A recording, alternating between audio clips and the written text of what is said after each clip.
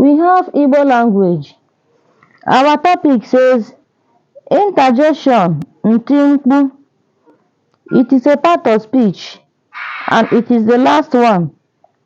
Interjection in Igbo is called Ntimkpu. It is used to express emotion. Examples of interjection in Igbo language are English, hello. In Igbo you say ndewo. Hello or hi. In Igbo you say kwenu. Maybe you are in a gathering. You say hello.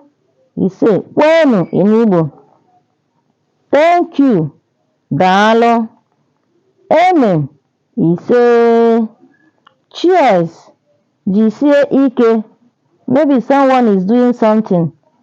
You say jisie ike in Igbo. No, thanks. Mba, daalụ. Maybe someone is giving you something, I don't want to take it. You say mba, daalụ. Sorry, ndo. Very well, ọ dị mma nke ukwuu. Whatever, ihe ọbụla, dị ga-ezi. That is etc. because there are many others. Ngwa tụsara anyị ihe onyonyo a ka ndị ọzọ hụ ya. Ka emesienụ.